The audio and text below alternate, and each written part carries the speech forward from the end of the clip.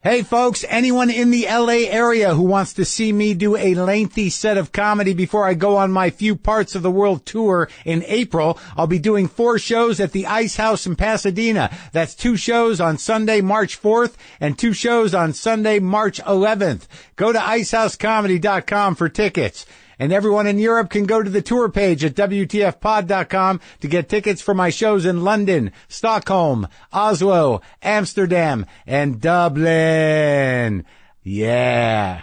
All right, let's do the show. Lock the gate!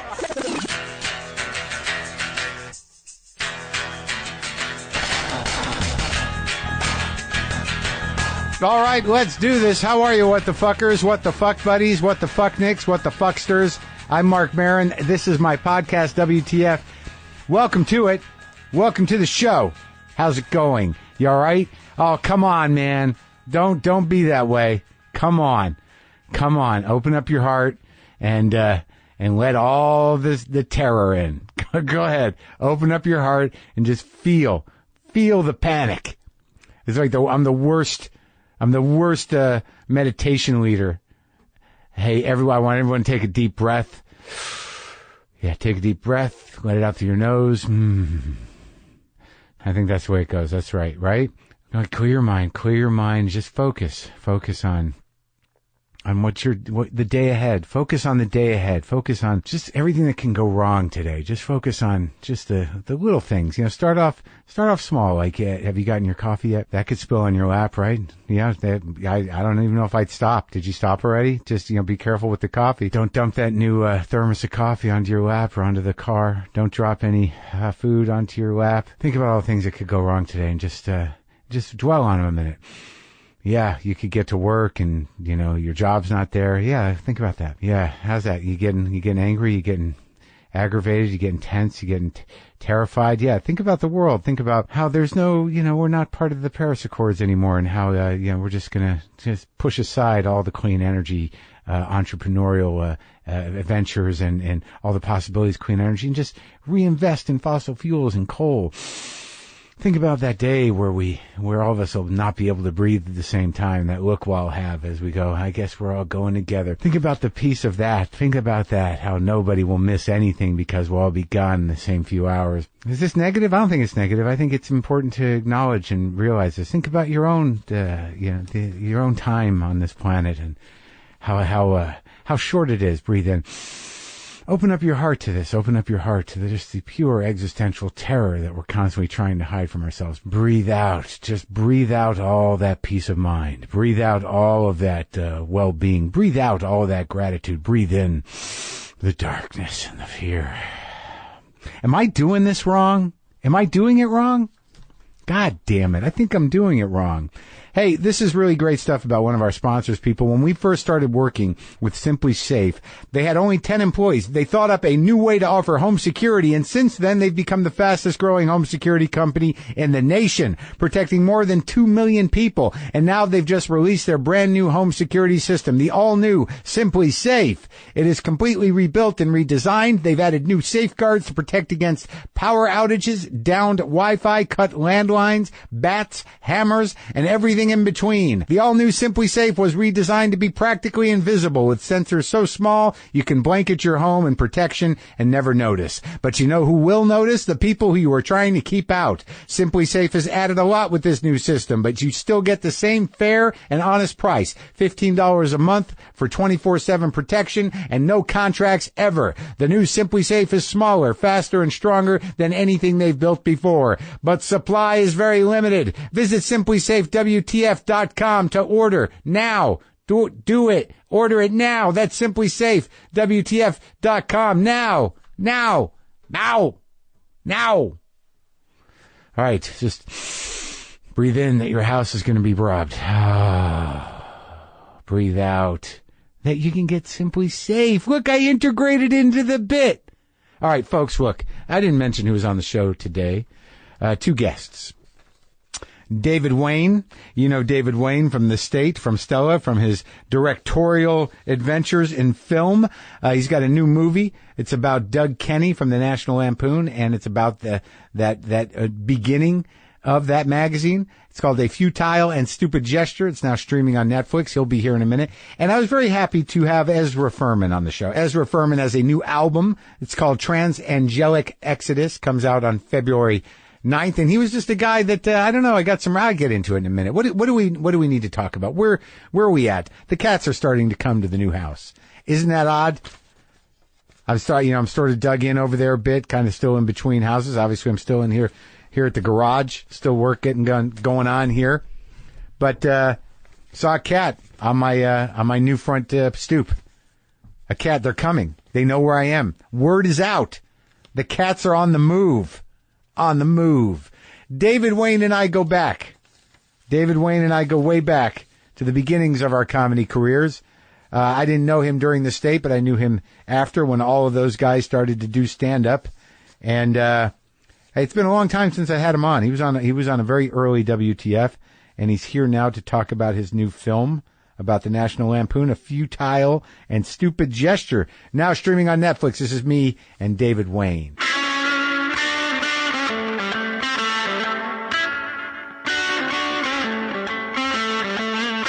So David Wain, it's been a long time since we chatted. I looked it up 8 years ago. Is it really? Yeah. 8 years ago was the original WTF? Isn't that incredible? It's a whole different world. I don't even remember what you were promoting, but you were married. Changed. I wasn't promoting anything. You ran into me on the street in New York and said, "I'm doing a podcast. Come talk to me." It was that early on? Oh yeah. And what?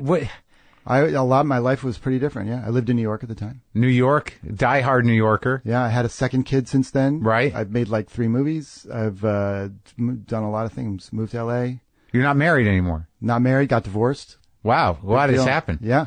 The entire country has changed for the worse. The whole country's changed. Everything's terrifying. And you've made another movie. And I just made another movie now. Yeah.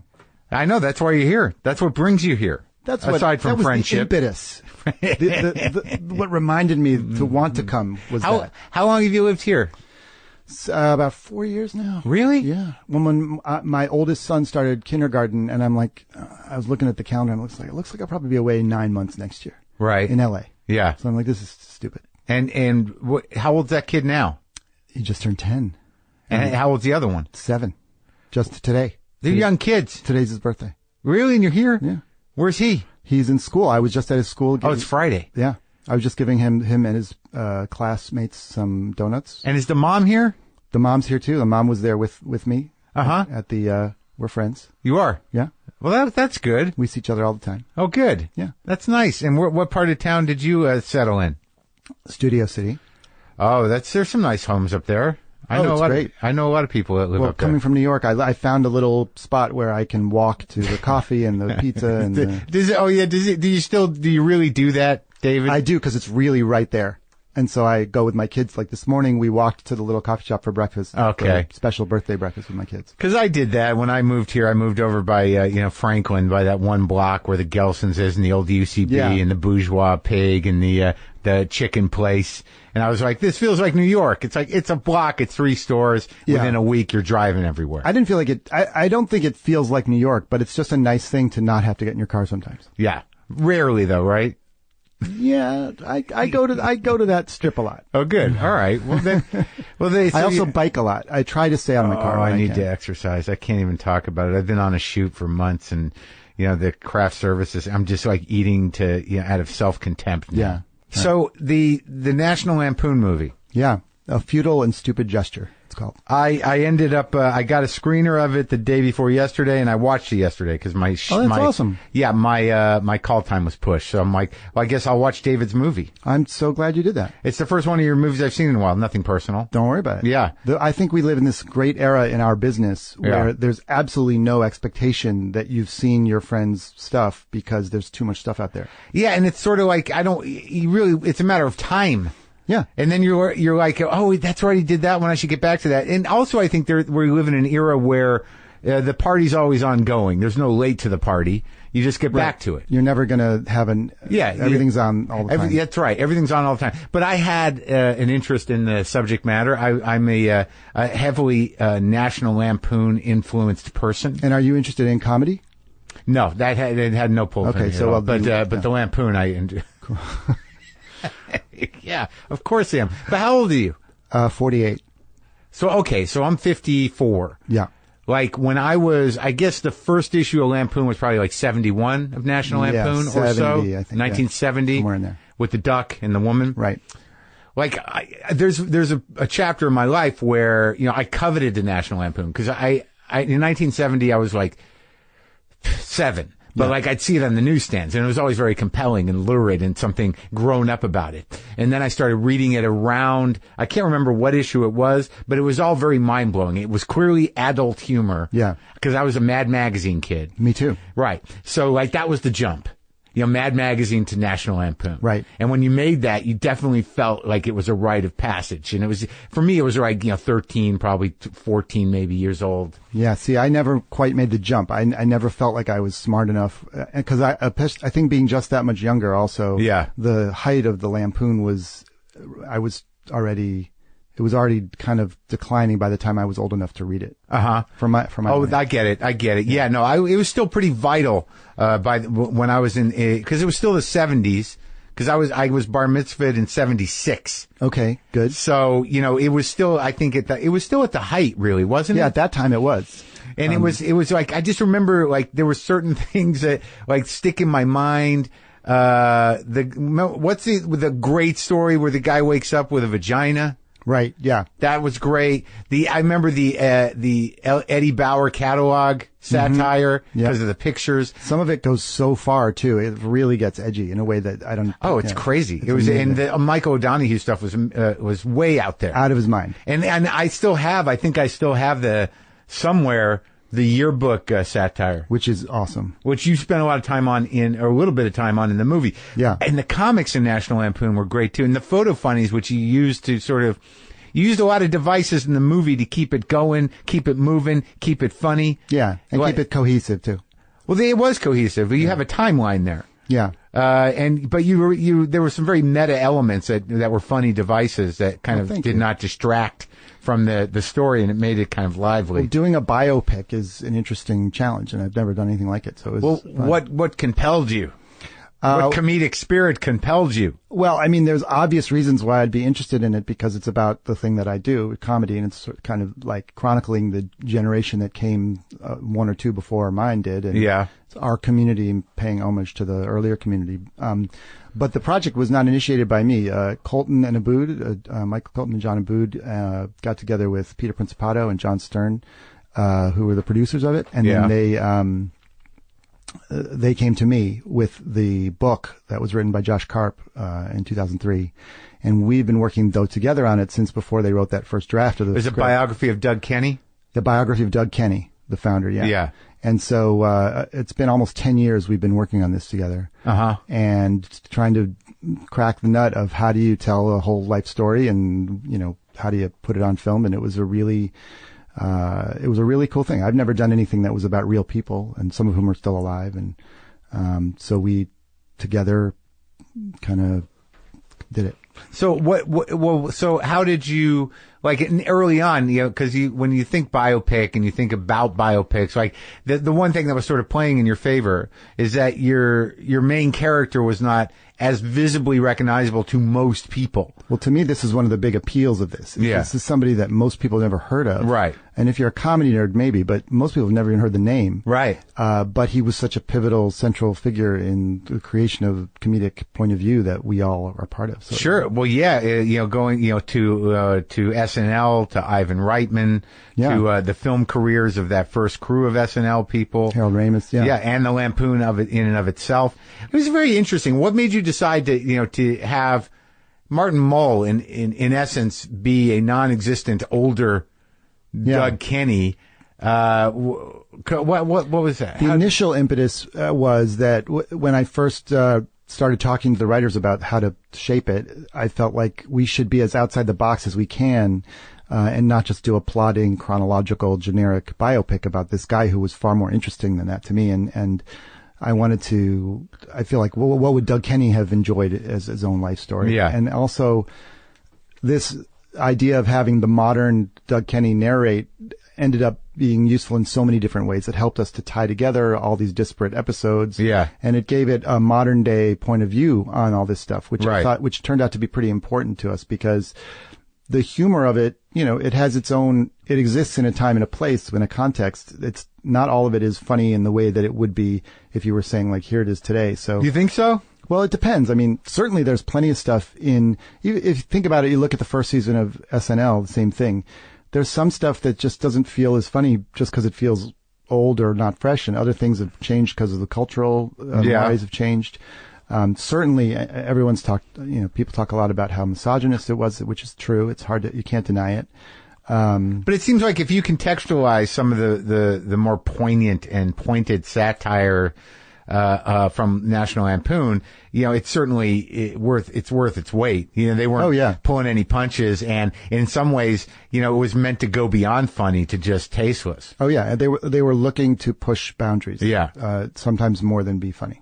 Right, yeah, because there's that great scene with Matt Walsh as Maddie Simmons. That's Maddie? Yeah. Is it Maddie?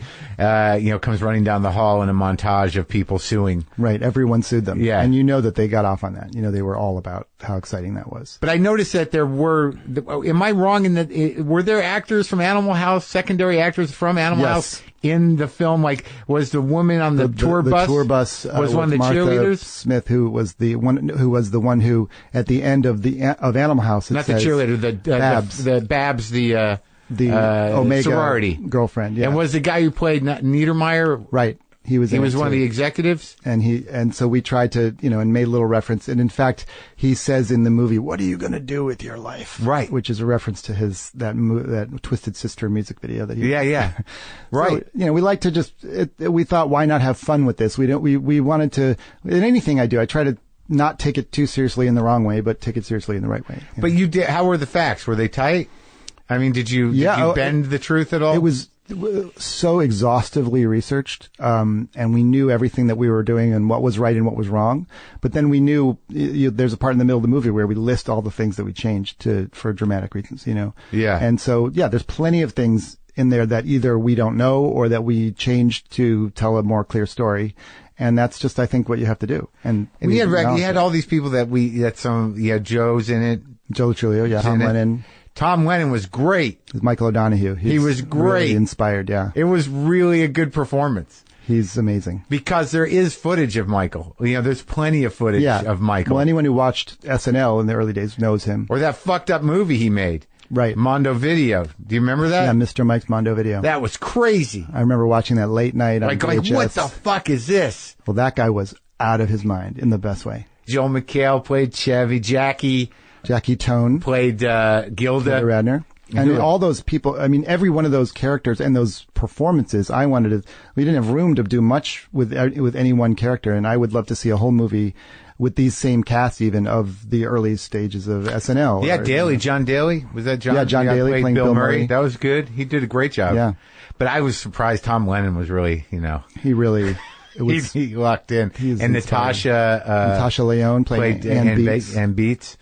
Yeah, and Matt Walsh was there. Yeah, it was powerhouse. Sounds like an amazing cast. Comedy ensemble. Wow. Yeah, everybody was represented there. It was cool. And Emmy Rossum plays a key role as his girlfriend Catherine Walker. Oh yeah. Yeah, I thought that who played the guy who played Beard?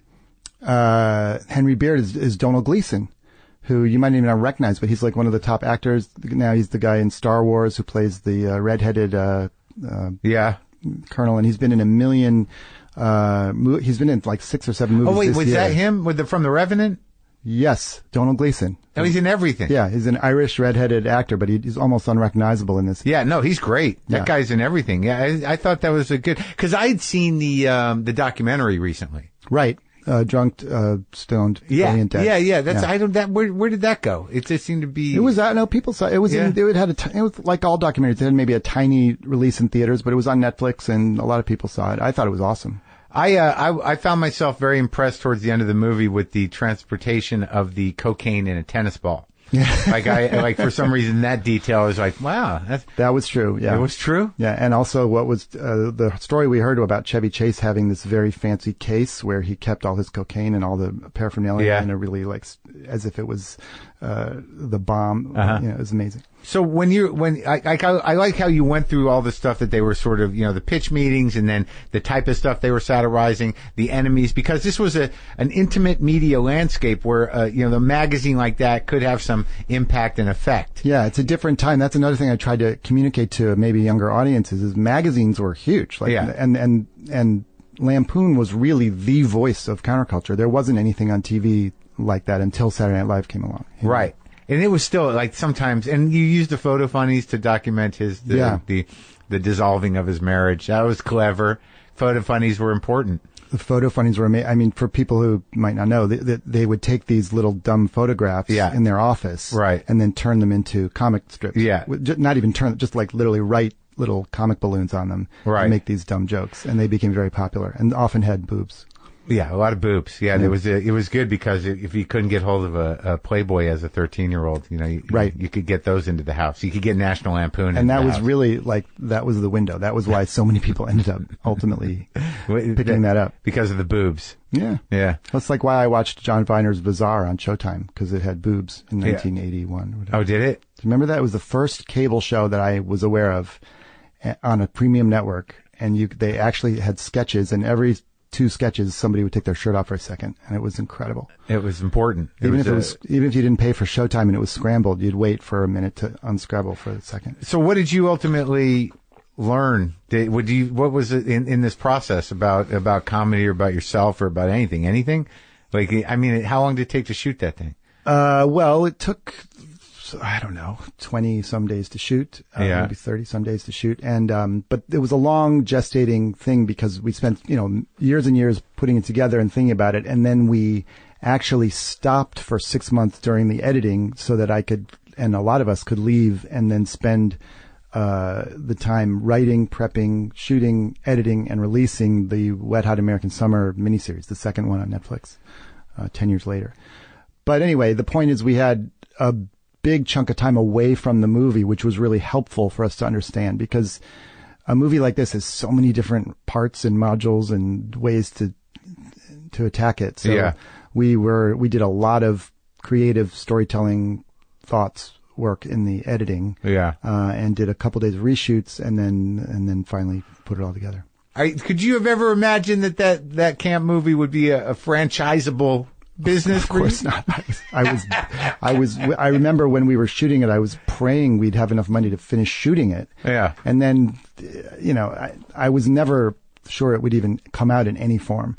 And now it's developed this like loyal cult and aging following. It's I have to assume insane. that a lot of the people it was a defining movie for have got to be almost 50. Well, yeah, they're getting it. Well, yeah, we are.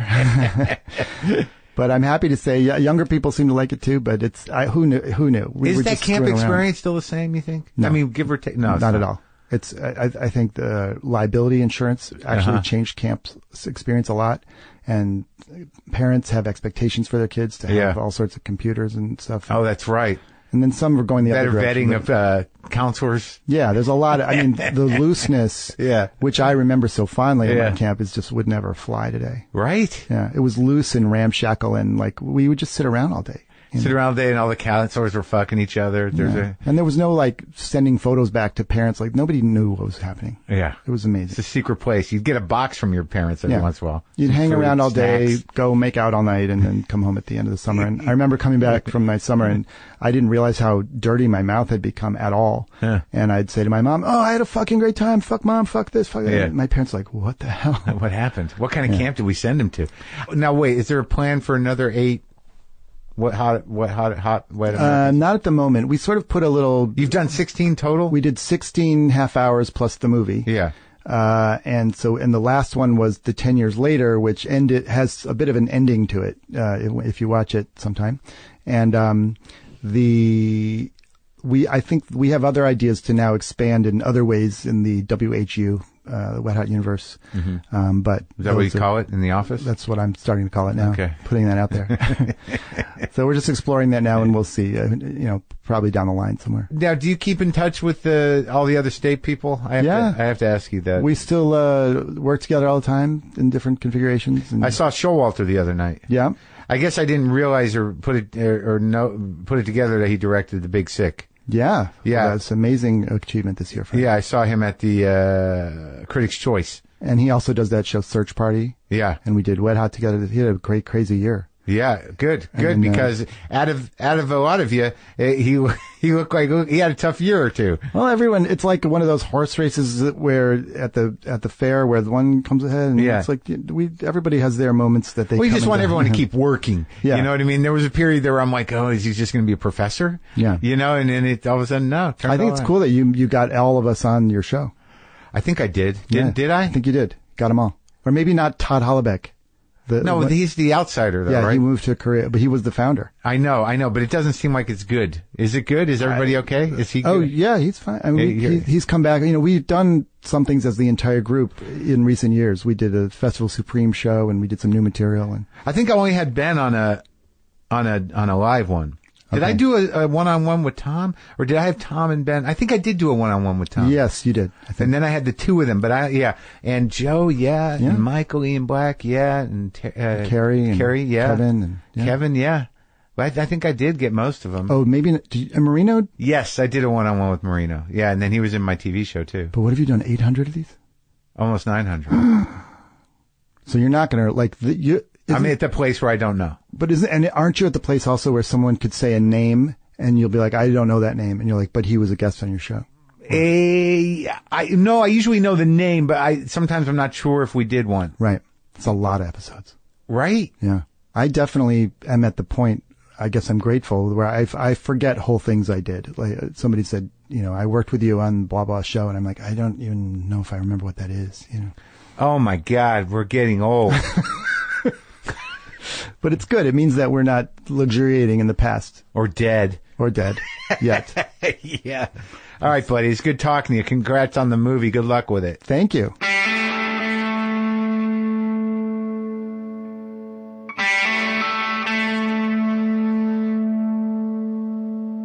That was me and Mr. David Wain. The movie is fun, and it's educational in parts. You'll learn. If you didn't see that documentary, too, on the National Lampoon, forget what it's called. You should watch that as a primer. Is that the word I want? A primer. Get your pump primed with some Lampoon shit.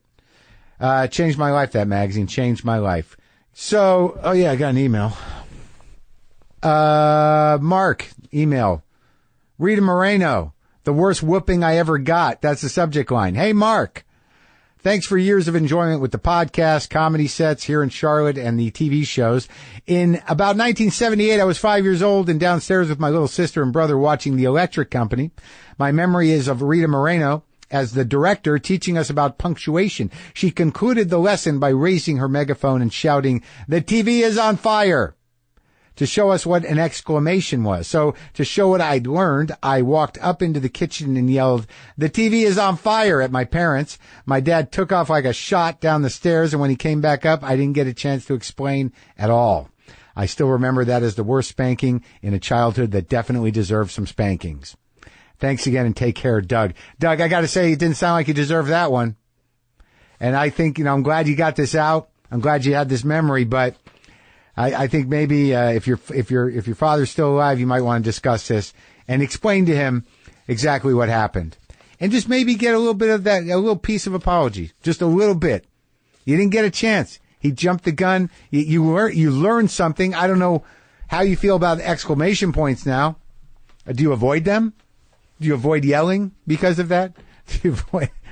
Do you get a tinge, a twinge, a twitch when you text someone an exclamation point or write an exclamation point? I don't know, man. It sounds like I would take this email and read it to your father. That's what I would do.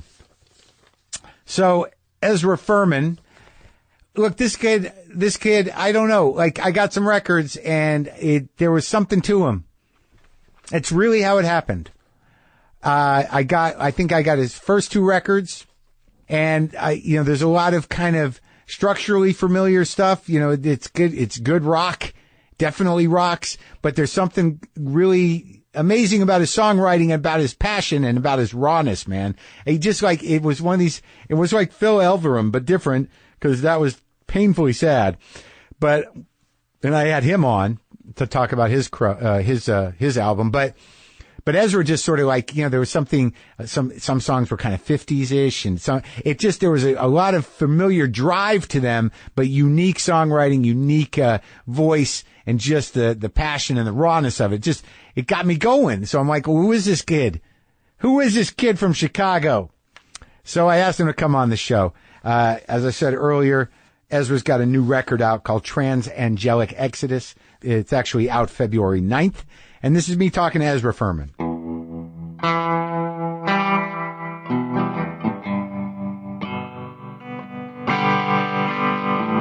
And now you're going out for the big tour. You're going to Europe? Yeah, Europe, USA. Yeah, the first chunk is just a solid 2 months away. 2+ months. And what are you afraid of? So I break down. I break down on tour. Yeah. I have fun, but like if I'm not like sleeping, I go insane like right away. Oh, really? And I like the first week. It's like 2 weeks in usually. Yeah. Really start to skid along the bottom of my psyche. What is that? How does that manifest itself? You got your depression. Yeah. And you got your anxiety. Yeah. And then there's sometimes it's between those two things. Yeah. Yeah. Sometimes it's just like lying on the back bench of a van and someone's like, it's time to sound check. And I'm like, I can't do anything. Oh, really? And that kind of breaking down. And then there's like, just anxiety in different modes. Like panic about things not going well or dread? It's a lot of stage fright sometimes, but more often it's not about anything. Uh-huh. I mean, I think I have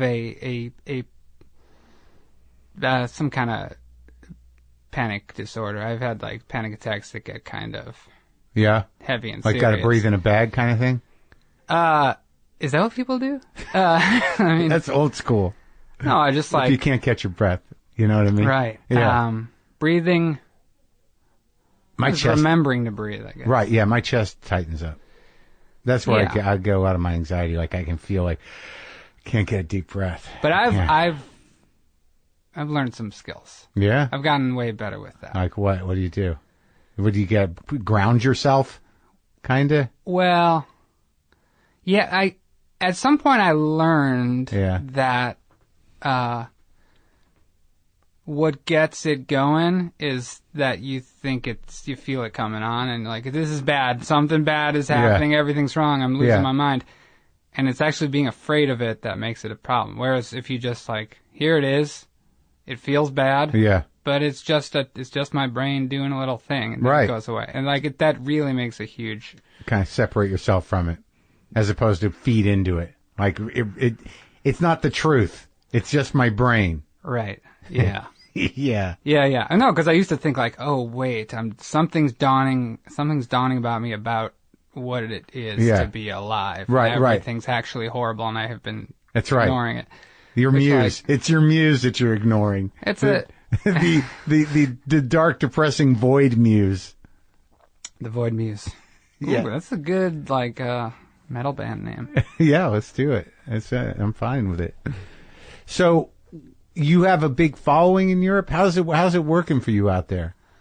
They, so far, care about us more in England and Europe. And it's been that way from the beginning. Well, at the beginning, obviously, nobody cared about us at all. And,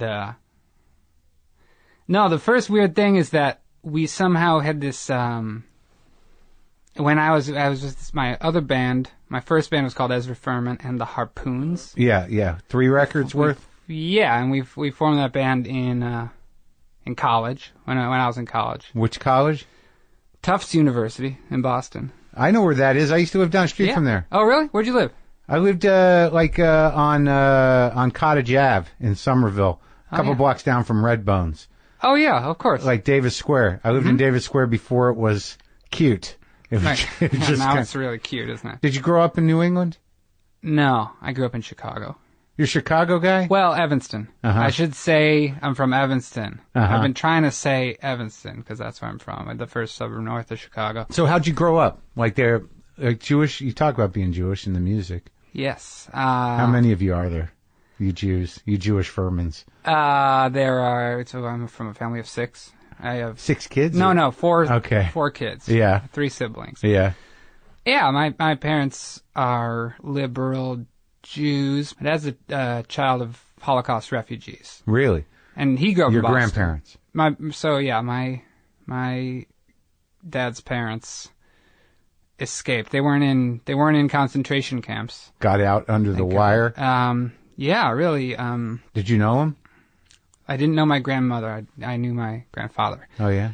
A haunted man. Yeah.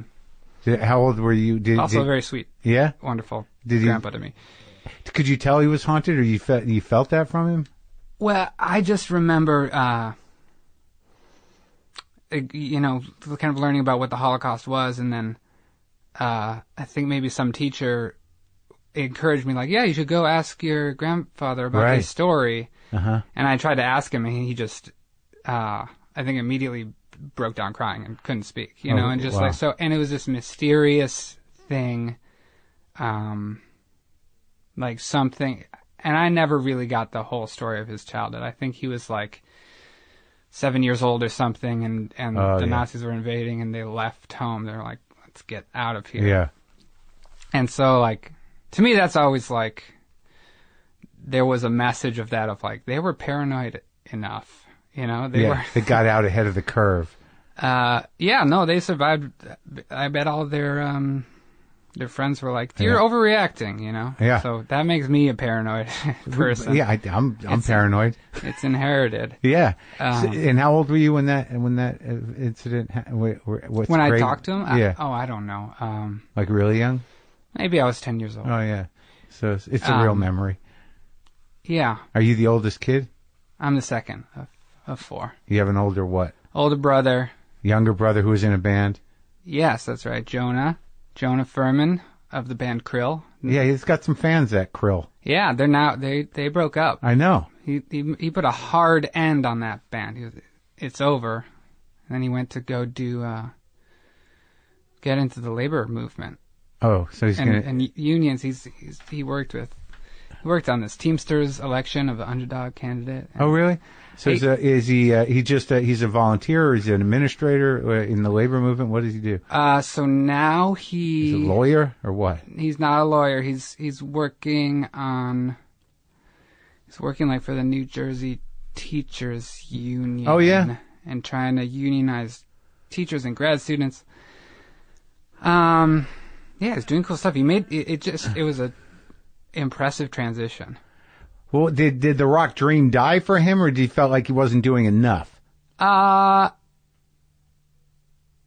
It didn't die. He was like, we did it. We did our band, and I think he was making a new record, and he was like, it's kind of the same as the last one, and then they were all just like, I think that we want to do other things with our lives than just go from dive bar to dive bar, rocking out. Yeah, right. And it was different. You're very different musically. Obviously, you're different people. Oh, yeah. But I listened to some of it. It's more of it's a trio, right? Yeah. And they do power trio, almost like there's a little Pavement influence, a little like Minutemen, kind of, They get noisy. Yeah, and strange. Yeah. Odd time signatures. And right. Cool stuff that really I admire and impresses me, because I'm just so terminally 3-chord oriented. I love that about you. Well, I think that's why the first record hit me. It was sort of like, this guy's got a respect for that 1-4-5 business. That's right. It still works. Well, it does, but there's so many almost homages to that era of rock and roll that you do. It reminds me a lot too of the New York scene, the first wave of punk rock. They sort of, Ramones, the Dolls, oh yeah, the Heads. A lot of them played with that stuff. Well, that stuff is kind of where I come from. It was the first music I loved. Like who? Is punk. I mean, the thing at 12 years old. Yeah. That made me realize that I was like more than a little bit into music was Green Day. And then that's a good game. That's a great... First of all, that is the first music... album? Was it Dookie? It was Dookie that got me. That's the music for a like hyperactive 12-year-old. It's so perfect. Yeah. And then of course, you know, to read about them, you just like, it's this branching path. They're like, oh, who are the Sex Pistols? What? The Clash? They were the portal. Yeah. Into the punk. Yeah. Yeah. And then, so I thought that was my destiny, was to be a punk rocker. And then some other stuff kind of took me by surprise. Like? Bob Dylan. A lot of Dylan in the early records, the early Furman records. Yeah. Yeah, you can definitely hear it. And there's also some there's some sort of Phil Spector-y, Springsteen-y kind of thing too, maybe? A hint of it? Mm-hmm. Did that do anything for you? I got really... then the Ronettes hit me, and I was like, oh, wait, no, this is the thing. Like, it was just thing after thing, like, no, wait, this is it. Yeah. And then, like, I don't know. I grew up listening, like, to mix CDs and mixtapes, and... Violent Femmes? I can't focus is the thing. Yeah. I heard about the Violent Femmes because somebody saw me play at an open mic, and they were like, oh, man, it's great. You love the Violent Femmes, don't you? And I was like, let me write that down. Well, you sound a little like him sometimes, like Gano, like Gordon.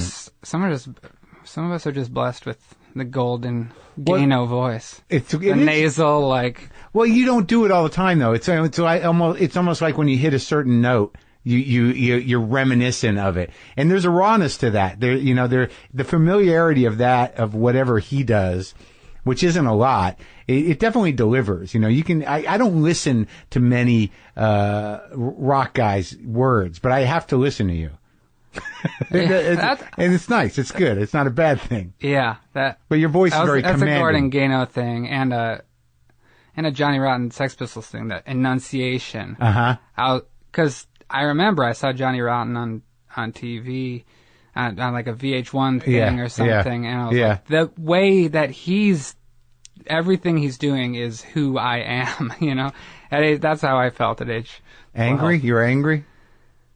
Yeah, and just and wanting to make sure you knew what the fuck he was saying, he'll, an antichrist. Yeah, he really gives you all those consonants. Sure, yeah. Enunciation is very important.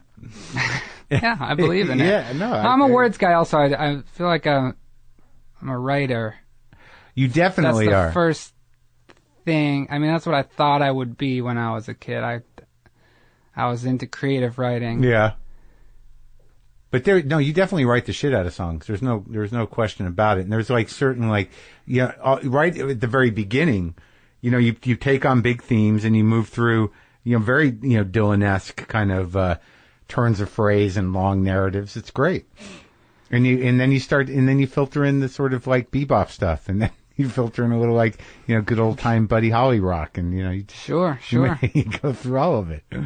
I mean, I've diagnosed with ADHD at age 16, so it's musically expressed, I can't focus. I sometimes feel like I should have just choose a sound and stay with it, Ezra, just like... Yeah. But you do, still you do have that. I think a mood and a kind of worldview hangs over it all. But a tone too. I mean, just, because of the way you got a very urgent, sensibility. Yeah. So, that kind of, moves through, all of it, no matter what style you're playing in. What about your other sibs? What are they doing? We all boys? No, I my sister. I have a younger sister, older brother, younger sister, younger brother. What's the older brother up to? He's an artist. So we're all artsy types somehow, and our like a painter or what kind of? He's a visual artist, a painter, sculptor. In Chicago? Well, he lives in New York now. Yeah. Actually, Jersey City. Jersey City, home of the former Maxwells. That's right. That's Hoboken. No, that's Hoboken. Yeah. But yeah, that kind of... I was born in Jersey City. Oh, really? Yeah, but that was really the last time I spent any real time there. I hope you enjoyed it. Yeah, it was nice. You enjoyed your time. I did all right. Yeah, my dad was from there, Jersey. So, what'd your dad do? Nothing artsy. A stock options trader at the Chicago Board of Trade. Yeah. Yeah. Still around? The stuff that numbs my mind. Yeah. Is he still around? He's still around. Yes. Yeah. You guys get along? We do. I'm one of the lucky ones. Yeah. I really your family or in general? In general, in this world, I think our family is like really. It's just one of those close families. I mean, we had all kinds of troubles and conflicts growing up, and they really faded away, and we just are just tight. We're buddies. All of you? All of us. What's your sister do? She's a poet. I mean, so now she's. I don't know how we all turn into artists like that, because our parents are not. They don't seem particularly artsy. Although my mom does do like a poetry group and writes poems in her spare time, kind of. So your sister's a serious poet. Yeah, well, she got the whole MFA and yeah, she's a serious poet. But she's living in Nashville, and she's working at Vanderbilt University, I think. Teaching? Not teaching. Doing administrative stuff. She likes it down there? She loves Nashville. Yeah. Yeah. I you do like too. it? Yeah. Yeah. I do too. I do too. I like the city. Yeah. It can be a tough music town. Sure. There's a lot of people who, I don't know. There's tons of musicians there, and then sometimes they get a little snobby about it. Sure, yeah, it's a real industry town of a certain industry. I don't hear much country in your catalog. Yeah, it's it's not like I've noticed. Like I know I can hear a lot of the bebop, the Dylan, the old time rock and roll, some ballady stuff, but like there's nothing noticeably twangy. Am I missing suburban. something? I'm very. Did I miss one? Yeah. Is there a twang around there?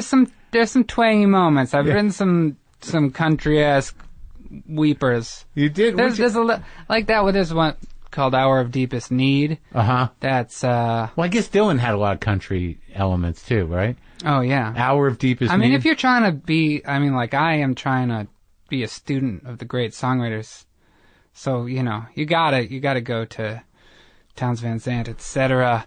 at some point. Yeah, you can only dip in. Don't go in too long. That's right. For any one time. I know. You come out real sad. Sense of enveloping darkness there. Oh my God, you can feel it right away. I know. Like before you even start singing. Have you ever seen video of them where it's just sort of that's like fucking heartbreaking. I know. It's like just drowning in liquor. Yeah, it's very upsetting. What was your first Dylan experience? So, that was a special thing, because I was like, I wanted to get a guitar and play punk songs. Right. And, I think my mom was like, we'll get you a guitar. Yeah. You're going to get an acoustic guitar, and you're going to learn some songs that we like. Right? Here's your song and book. So she got me a book of Bob Dylan's songs, chords, Yeah. And I was like, okay, I will listen to one of these songs and learn to play it and show my mom, and I'll be off the hook. Yeah. And then it was an alphabetically organized thing, so I went to the first song, Absolutely Sweet Marie, found my parents' Blonde on Blonde CD, and I was like, okay, what's this? How would I do it? And then, it's like this, wait a second. Ever hear that again? And then, Visions Blonde of on Johanna Blonde became my thing. Then that's what started Blonde on Blonde. I want to be a great writer. I want to be like Visions of Johanna is like one of my favorite songs ever. That shit is incredible. It's insane, man. It's like everything's in there. I know. There's so many songs of Dylan's where you're like, it's all here. Everything. All questions are answered. He's a special guy. And by that time, he's sort of like, he's built this world where he can do anything. And on Blonde on Blonde, he's just like, he's moved all the parameters. Yeah. He's broken down all the fences, and now he's got like a playground to make this giant double record on. The songs they feel like there's everything in there. So when did you first start writing the songs? How old were you? I guess I was 14. Uh-huh. Did any of those in songs... that Dylan with it was just taking that Dylan songbook and changing the words and then changing a few chords. Like I would take a song and do it exactly, but it'd be a song I never heard, so I didn't know actually how it went. Right. And then I'd change all the words, and then I've got it. Then I wrote a song. So you figured out how the way he rhymes, the way it works with him. I mean, it's a very specific way he turns phrases. Like it's the poet's game that no one writes songs like him, really. Yeah. Right. It's and not the just. Thing, I mean, I'm amazed that I stuck with it because. With Dylan? Well, actually, with writing songs, because I was really from the get-go I could not sing well at all, and my parents tell me now like they were really concerned. They were like, should we take that away from him? Because like we can't allow him to think that he's good at this. He won't stop making that sound. They told you that? They told me much later. Yeah. They were like, let him figure it out. Uh-huh. But I was content to be bad at it for a long time. Well, Dylan, there's a lot of people that would argue he's a horrible singer. That's crazy. He's an amazing singer. He's got control. He's got an unusual voice, but. No, I agree. He knows what he's doing. He's played around with it over the years. So you were writing at 14. Did any of those songs remain? Did they keep? Did any of them make the first record from when you were a kid? I think the first one that I kept and eventually released, I probably wrote when I was just 16. Yeah. On the first record? On the first record, like stuff like American Highway. Uh-huh. Which, it makes me kind of cringe now, but it's... Does it? A little bit. Yeah. Actually, that's not right to say. It's just you nitpick your old stuff. Of course. You could have done something differently. Right. I would now, but it was... But I don't know. Like I mean, I listened to a lot of them, and I listened to them, recently. There's a lot of interesting ideas on that first record. That like God is a Middle-Aged Woman. That's a good song. And My Soul Has Escaped My Body. That's a good one. It was very alive. Yeah. You're all jacked up. I cringe also because I didn't care that I was like singing way out of tune or whatever. Yeah. I mean, I remember at that point I didn't care about anything musical. Like we would do the first take of the song and I'd be like, okay, next song, and the guy recording it, he's like, maybe we should do it a few more times. And I'm like, what? We did it already. It was cool. Yeah. Well, that's good though. Well, where'd you record that thing though? Were you in college or was it after college? It was during college, yeah. So somehow, you were like what, 19? When we recorded, I think I'd turned 20. But we formed the band when I was 19. Who are those guys? Any of those guys play with you anymore? No, I see them from time to time, and are they still in good pals, in the game? In the music game? No, they got out, and they're all kind of much happier. Really? No, I mean I feel like they were all like, you're good at this. You're gonna maybe be in this for life. We're gonna go become So lawyers. Did you do those? They became lawyers? Well, one of them's a lawyer. Yeah. So you guys did those first 2 or 3 records all when you were in college, and they were able to sort of that was a college thing. Good luck with everything. And then we did a few years after college, and they were starting to be like, is this really my life? Like, right. 'cause it's like. It's a heavy commitment. People didn't care about our band. Right. We didn't make money. You didn't have a following in Boston? You didn't, a little following. We could maybe sell out the upstairs Middle East. Oh, upstairs? Upstairs, the little room at the Middle East. Oh, yeah. Or fill it anyway. But, yeah. You weren't launching or anything. It's like a couple blogs that liked us, and that was enough to keep us going somehow. So they peel away, and then you do the solo record? You do 3 records with the Harpoons in college? And where'd you record them? In your house?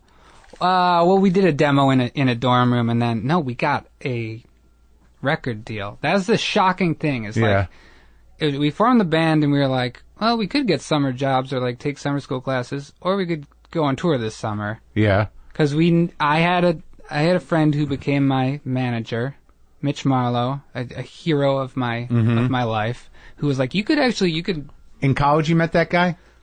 I actually met him in high school. For a Chicago guy? A Chicago guy. Yeah. He saw me play at an open mic, which I used to do all the time. In Chicago?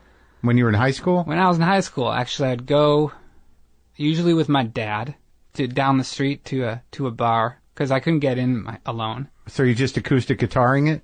I'd play acoustic guitar, and, surprise all the 35-year-old dudes who are at the open mic. Right. I'm like, that kid, that was kind of interesting. Uh-huh. And so, so I met this guy, Mitch, and he was like, if you ever want to, do a real music career with this, I can help. I manage another band. I could manage you if you want. Who was his other band? They were called the Red Walls. Uh-huh. They were a great, very old, kind of 60s sound and garage group from Chicago suburbs, and they were fantastic. So he took you on.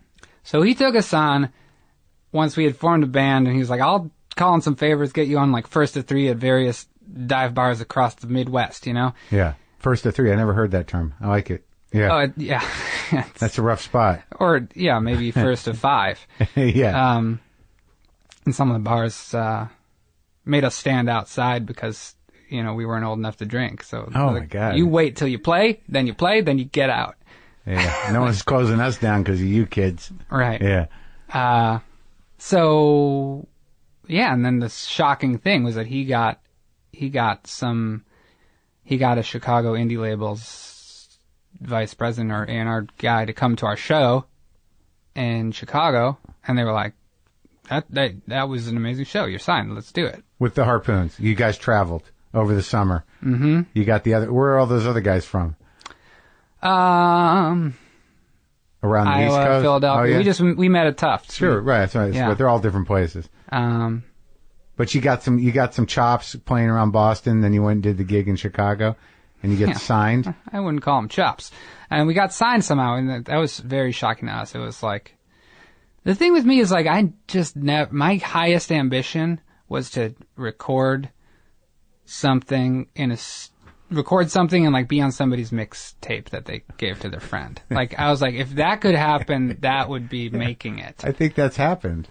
And that happened very quickly, and I was left with the problem of what is there other things I want out of this? Do I?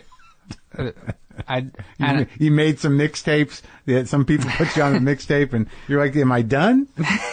Yeah. Mm-hmm. I mean, it didn't occur to me that this could be my career. Yeah. I thought that was like a 1 in a million thing. Yeah. That you somehow become famous and you're in a band. I didn't. I was a dumb. So once you ask yourself those questions, so over how many years did you do the first 3 records? 2 years? It would take 07, 08, and 010, I guess. Uh-huh. And you were writing all the songs? Yeah. How bad could you have the attention deficit disorder if you can kind of hold it together to play music and write songs? Or is that what focused I mean, you? I thought maybe I was gonna be like a novelist. I could only concentrate to write like a 3-minute thing. But that takes hours sometimes, doesn't it? I mean, yeah, that's true. That's true. I've got some even on the solo record, like American Soil, which is a great song. That must have taken days. That took some time. That by then I started to edit. Yeah. When I first started, I was like, I would write the song in one sitting. Uh-huh. And then just go with it, and then it's like it's done. Yeah. But I was also, my goal then was to write a song every week. If I felt very disappointed in myself if I didn't write a song a week. Yeah, so that's a work ethic. Yeah, nobody told me that's a lot more than most people write. But it paid off. I mean, you put a lot on vinyl. You put a lot you laid a lot of tracks down. Do you know? Yeah. So I mean, the other thing is I had my foot out the door a lot of the time because I wasn't in college. I thought I was going to do comedy, which I wanted to mention to you because it was like the road not taken for me. Really? because I was in a sketch group in college. Really? And I would like write humor articles and stuff for the newspaper when I was in high school. Yeah, I really almost did it. I saw people coming out of that and going into comedy. Did you try stand up? I didn't try stand up. I did. I was kind of into improv I also used to go to Chicago Improv a lot and IO, and that was just so fascinating to me. But you never tried stand up? I never tried stand up. I was just it's interesting to me why I went away from it. I think I didn't get along with those comedy guys. And it was too rough for you? It was too bro-y, and I was like, do we ever get to connect in a serious way with each other, or is everything like a bit? I just knew all these guys who were always on, and you have to learn how to decode it. Yeah. And I think I just ultimately it's not my instinct to poke holes in pretentious things. I think that's the comics. That's what you want to. That's what comedy people want to do, and I just like being serious. But you do it though. I mean, I understand what you're saying. Is that I think that the what comedy does as far as truth to power or confronting big ideas and big topics or hypocrisy or any of the stuff that comedy is fueled against. You do with your songs. Maybe you just maybe comedy was too limited for you. I'm not sure about that. Yeah. I mean, Dylan is pretty funny, but Dylan can be very serious, and a turn of a phrase, that packs a punch. It doesn't have to be funny. I mean, that's my favorite. Like I like Kyle Kinane because of his turns of phrase. He writes those sentences. I like people who play with words. That's my favorite thing. But it doesn't have to be funny. I mean, but I understand that maybe the community was a little too harsh. Yeah. Yeah. They're harsh, and I don't know. Maybe I was also too pretentious for it. I've got a pretentious streak. I'm an artist. Yeah. I don't know. Well, it also seems like on some of the records that you were kind of struggling for years with how you fit into the world. Well, aren't we all? Yeah, to some degree. I mean, more so I think when you're younger. Yeah. Because the solo record, what was that for you? I mean, what was there? Did you know who were the guys playing on that? On the Year of No Returning. Some people. It was a lot of me playing a bunch of different parts. And stuff that I, never really played lead guitar before that exactly. Yeah. Or if a chord basher.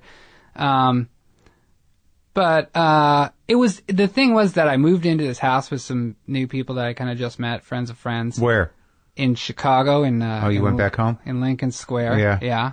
After kind of basically 2 years of straight touring and almost not really having a home a lot of the time. Harpoons? With the Harpoons.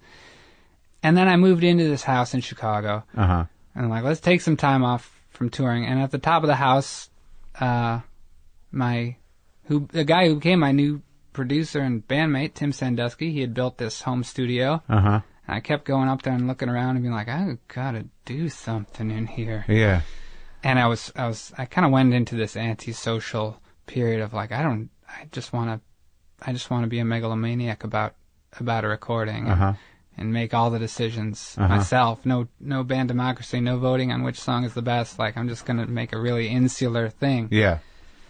I liked doing that. I don't know. It's also your college friends. You've got your dynamic, and you've known them for 5 years. We've been spending 24 hours in a day in a car together, and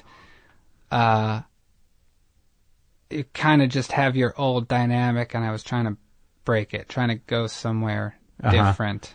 Did you think you did it? Yeah, it was a step in a good direction. Yeah. Yeah.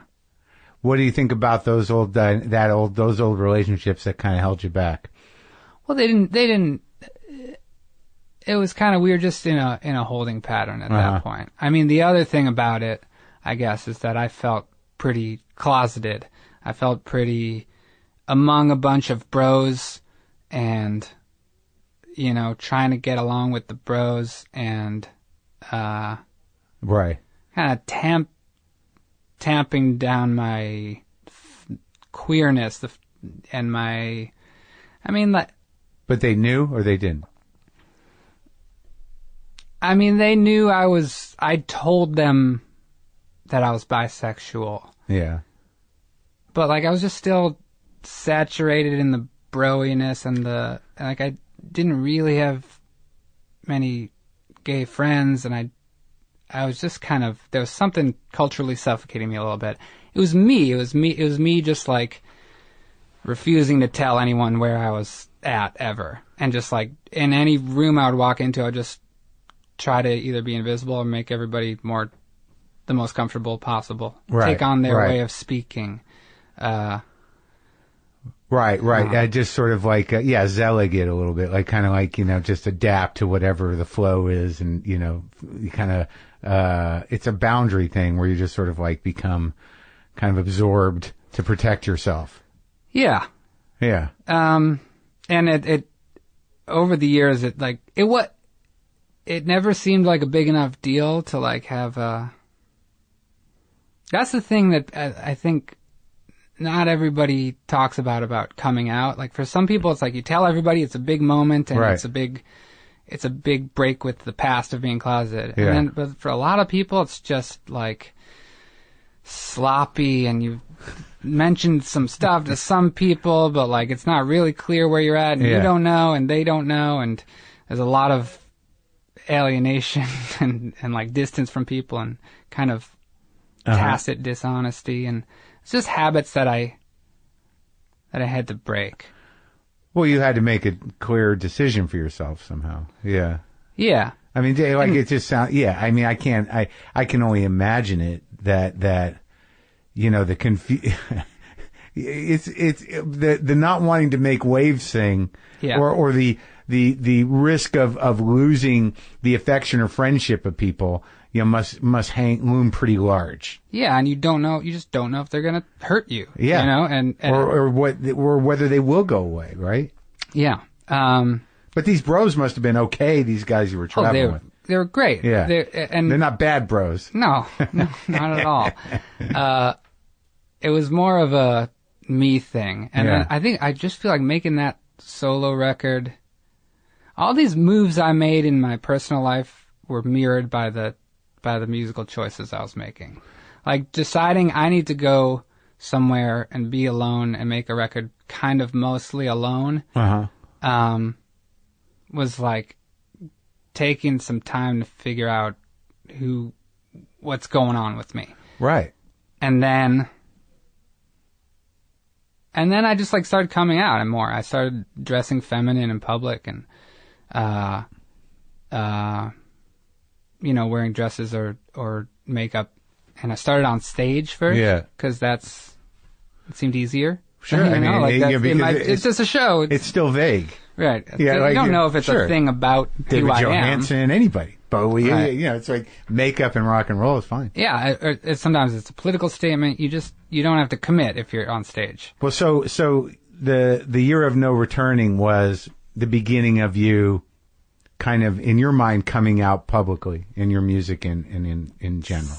Slowly. Yeah, it was sort of a step toward that. Right. So that's 2012, and certainly by Perpetual Motion people, you're pretty, you know, you're dressing up. Yeah, sure. I'm in a dress on the record cover, writing about gender and stuff. That's a whole weird thing, because years and years of like playing dive bars and like being a very obscure band. Yeah. Nobody really cared about us. Then we had this like weird moment where we had a hit song in Austria. We went to Austria like 3 times. Which song? It was called "Take Off Your Sunglasses" from. Oh, yeah, that's a good song. Yeah. Yeah, and they really adored that. What was that? Day of the Dog? Which album? No, that was earlier? from Inside the Human Body, the second Harpoons album. Oh, really? Okay. So that like kind of kept us alive. But then like it's like just mostly like playing shows and like people not coming a lot of the time. Yeah. And even when Day of the Dog came out, like people didn't care. Yeah. But then it was that record, somehow it connected. And the funny thing is I was just about to quit at that point. Of course. I actually had quit. I had decided in my mind that I think it's over. Being a touring musician, I can't take this anymore. Yeah. And you've been at it for a few years by then. Yeah, like 7 years. Yeah. 7 years of touring, a ton. Yeah. A ton. I mean, yeah, this kind of thing, when musicians give their personal history and stuff, I would always listen to it and be like, what did you actually do? What did you do first, and then what did you do after that? Because, like, a lot of people are like, I don't know, well, this happened, and it somehow lucked into this, and it just kind of happened.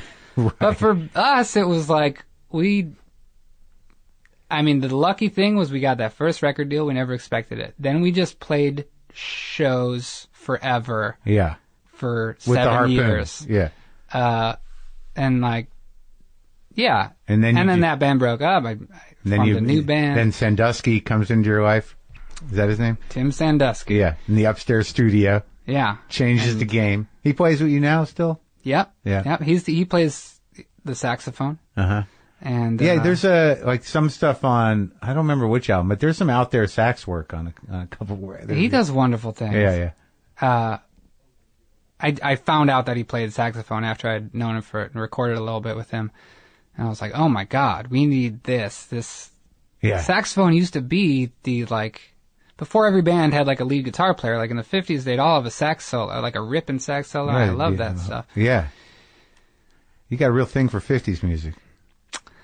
Yeah, I've been trying to break that habit a little bit with this new music. Really? I don't know. I just listened to the new single. It's not quite 50s, but it's definitely a 3/4. It's a 3/4. Yeah. All right. So you're going to quit, and all of a sudden you're big in England. All of a sudden, yeah. And I still was going to quit. I was like, yeah, okay. We got some. Everyone's going to quit. 5-star review. I don't care. I've been through too much. It's over. I'm gonna move on to some other new phase of my life. Yeah. And then I felt bad. Like I've been like dragging my band through the mud, and I was like, well, we should take this trip to Europe. I should give them the trip to Europe. I can't cancel that. This new band, the Boyfriends. Yeah. So it was gonna be the last tour, and then we're like on tour in England, and like every show sells out, and like people know the words, it's just like a whole kind of, just like the thing that I dreamed of, for the first few years before I gave up on that ever happening. Yeah. And we kind of had this night where I stayed up in this hotel room with Tim, and we're just like, this actually might not be the time to quit. It might be getting interesting now. Yeah, you're a real genius. You figured that out. Huh? Yeah. Yeah, we sold out all the shows. Maybe we're finally onto something. Yeah, that's exciting. The mood all changed. I mean, it still was a ton of like, I don't know, somehow the way we do it, it's always like, we just work really fucking hard. Yeah, well, I mean, it's a tough gig, man. We scheduled maybe too many shows, and just like pound the pavement. All right, so now what happens? You're about to go on the road. You're about to drop a new record. Yeah. And this is going to be your seventh full-length record. Yeah. In one form. And that's not counting like the little other releases. And EPs and B-side collections and stuff. But it's a lot of records. It'll be the seventh. I know. I think it's like being a Beatles fan. You're like, they did 2 records a year, man. We got to keep putting them out. I just write a lot. I love. You still do the one song a week thing? No, I don't. I started to realize that was making me write a ton of bad songs, and then I'd have to like sort through them and be like, I think there was a good one in here somewhere. Right. Yeah. So like I sort of trying to take more time on each one and really treat them like a writer writing a piece of literature. Which one did I just listen to? What's on your website? The new song. Probably Love You So Bad. Yeah. That's a good song. With the cellos. Just cellos and drums. That one. Yeah, it's good. It's a good story. It's relatable to everybody. It's a good. Thank you. It's a little sad, but it's good. I know. I'm working on storytelling. Yeah. Are you consciously? Yeah. I mean, the new record is very characters in a setting, and it's not really about me and my personal life so much anymore. Oh yeah. So is it a concept record? I have this hesitation. It is. I would say pretty much it is. I've been hesitant to say concept record about it because that makes you think of I don't know. It ain't a rock opera. Well, it doesn't really have an arc of a story, but it's a situation. It's called Transangelic Exodus. Where'd that title come from?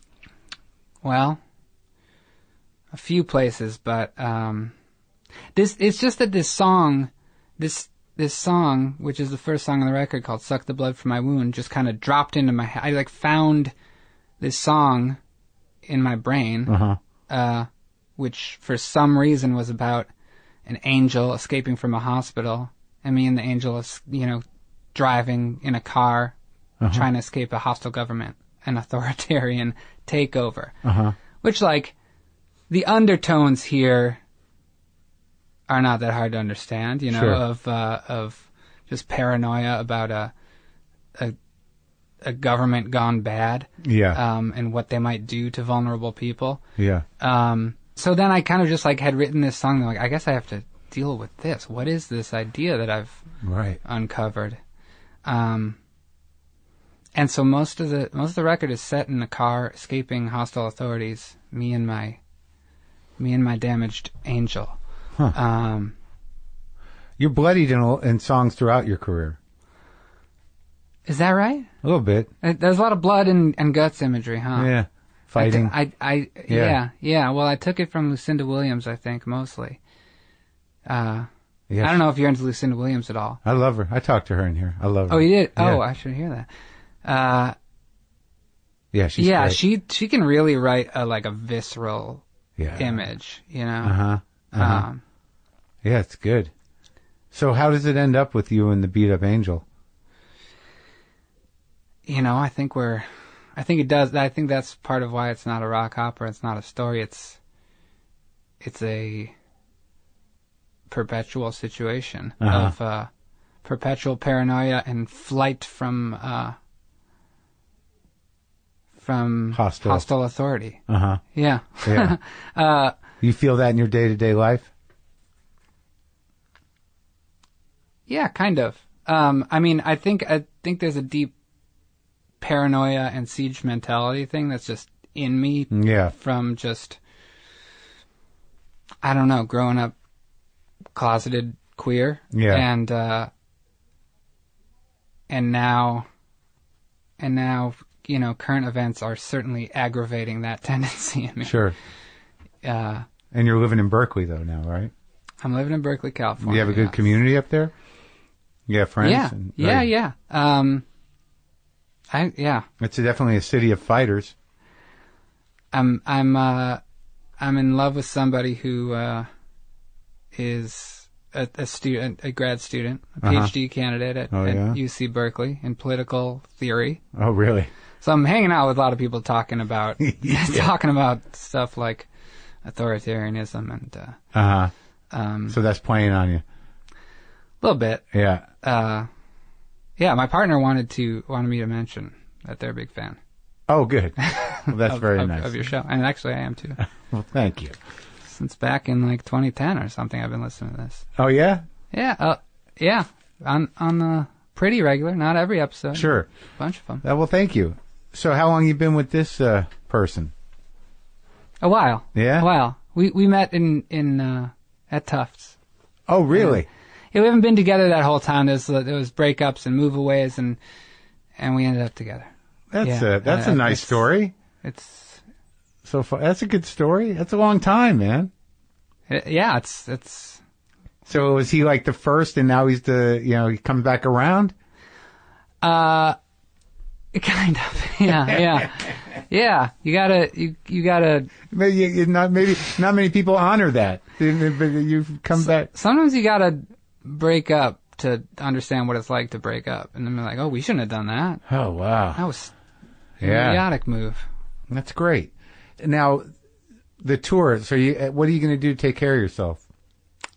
That's the question of the hour. Well, what are you druggy? Do you drink too much? What do you do? I'm very mild on all that stuff. Yeah, well, that's good. I mean, I can feel myself when I start to get compulsive with drinking a little bit. I can see that's like, be careful. Yeah. But I think I was saved from being like an addict or anything by being just a very fearful person. Mm-hmm. And I'm an alarmist.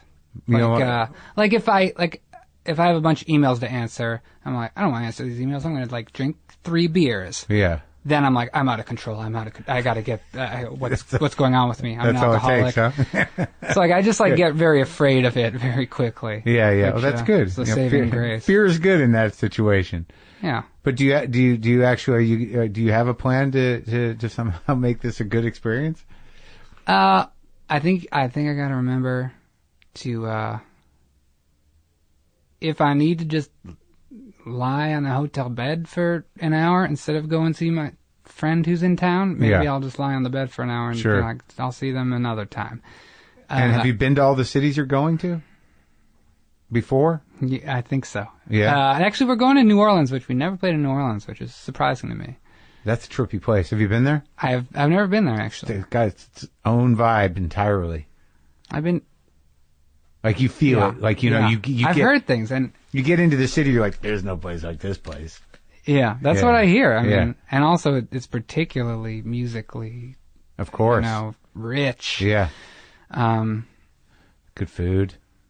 Yeah, I've been to 48 American states, and one of the ones I haven't been to is Louisiana. So oddly, so you've got what you got. So I'll be at 49 once I go to New Orleans. The other one's Alaska. I'm not sure how I'll get up there. You're close. You're not that far in Berkeley. Just go book a gig in Anchorage. Just to make it the clean 50. Yeah, why not? I do have to. I feel like I need to listen to some of your brother's stuff. Oh yeah, it's magical. Some of it's so intense. He's also a writer. He's like. Did you guys play together when you were kids? No, not really ever. For some reason, I was like, my parents would be like, "Hey, our friends are over for dinner. Come play us music," And I was game. Yeah. And Jonah was like, "I'm never going to do that." Like I don't know. Yeah, I think you can tell in your styles that he's more insular or something. I have like a lot of traditionalist instincts. Yeah, you got some pop